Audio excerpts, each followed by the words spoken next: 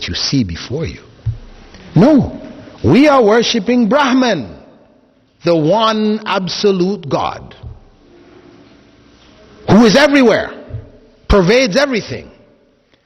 But at the time of our worship of our idol, Brahman becomes concentrated inside of the idol. So we're worshipping God who is concentrated in the idol and not the idol itself. Just like you're worshipping the Kaaba. And we say, no, we're not worshipping the Kaaba, we're worshipping God. So no, it's the same thing. There you are bowing down to this black cube, and you insist that you're not worshipping it, but you're bowing down before it. Of course, there is a qualitative difference, right? There is a difference here. Because for those who worship these idols, believing that God is concentrated in the idol, if you take away the idol, can they worship? No. They have to have the idol. Whereas, if somebody takes away the Kaaba, can we still worship? Of course we can. In fact, you can go inside of the Kaaba and worship.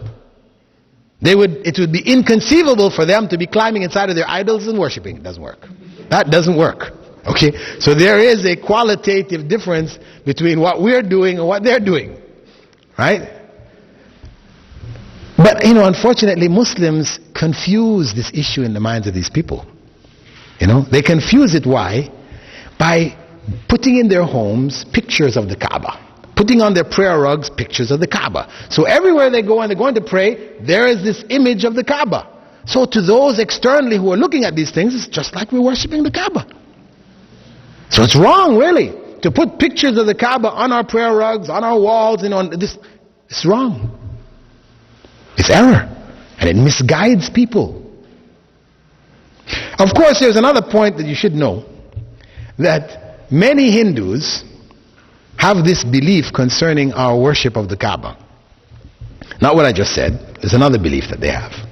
One Hindu from England, living in Toronto, I was flying to England, and he was sitting beside me, so we got in this conversation, and we became friendly.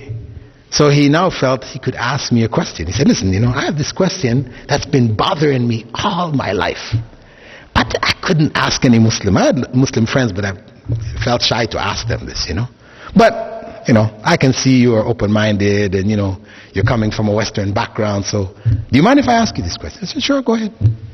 He said, growing up, my parents told me, and my brothers and sisters, that inside the Kaaba, you have one of our gods called Shiva Lingam. I started to laugh, of course, I said, he looked at me, smiled, he saw me laughing, and he said, yeah, that's what they told us, it was in there, and also in Medina, that's what you have there in that mosque of the Prophet, you got Shiva Lingam there too. Well, I explained to him that, of course, no, this is not true, we don't have any one of your idols inside of the Kaaba. You can go inside the Kaaba, it's open, there's nothing inside there. Anyway, so if you're giving da'wah to Hindus, just be aware of this, that a number of them have this idea, this concept that we have inside of the Kaaba one of their gods. And it's good for you actually when you're involved in this thing too. You should go and look up what Shiva Lingam stands for. You go up and look up what Lingam stands for and you'll be shocked. Right? Anyway, but it's good to know it because in the course of da'wah with them, it's good to clarify these points because sometimes they don't even realize it themselves. Anyway, what we're saying here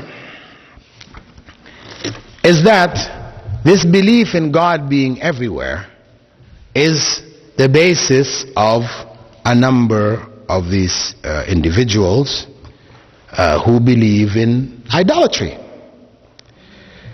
And it becomes the justification for Al-Hallaj, who we spoke about earlier, is from the 10th century, who claimed an al-Haq. He was a Sufi.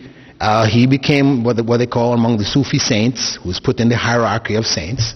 And people will call on him Al-Hallaj. He was known for this famous statement, an al-Haq.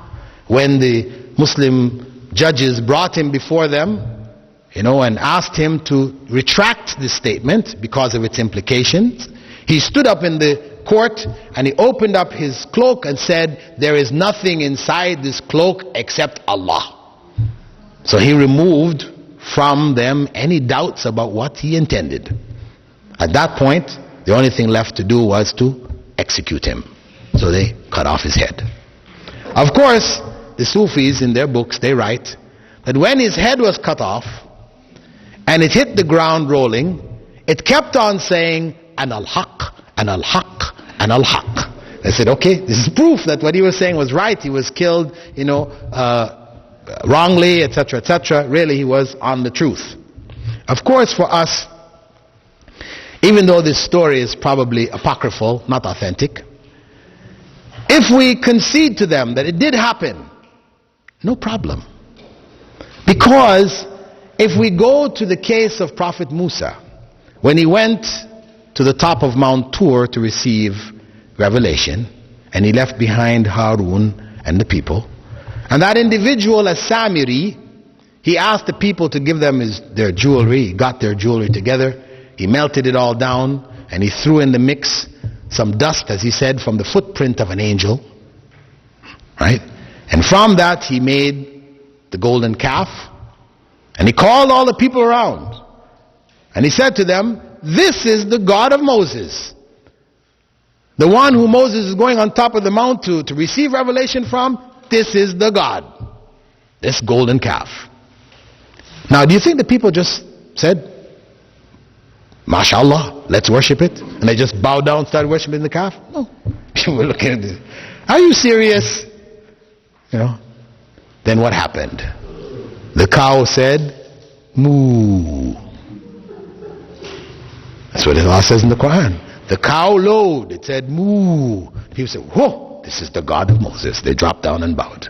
When the cow communicated, right, this was what convinced the people that this was God. Now, how do we explain that? Did the cow actually low? No. We know that the jinn that can possess individuals as well as objects entered into the cow and said, "Moo." And the people thought it was the cow. Similarly, the jinn can go into the head chopped off of Hallaj and keep saying, "An al-haq, an al-haq, an al-haq." If that's what you need, they're there for you. Right? So we don't have a problem with that claim.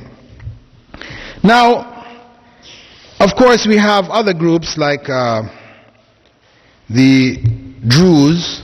You hear about the Druze in Lebanon. Their belief also is that God became carnate, human, in the form of the last of the Fatimid rulers in Egypt, called Al-Hakim bi Amrillah. They believe that he became God in that person. The Ismaili Shiites, Aga Khanis, right, whose leader is Abdul Karim Aga Khan, they believe that their Imam is God incarnate.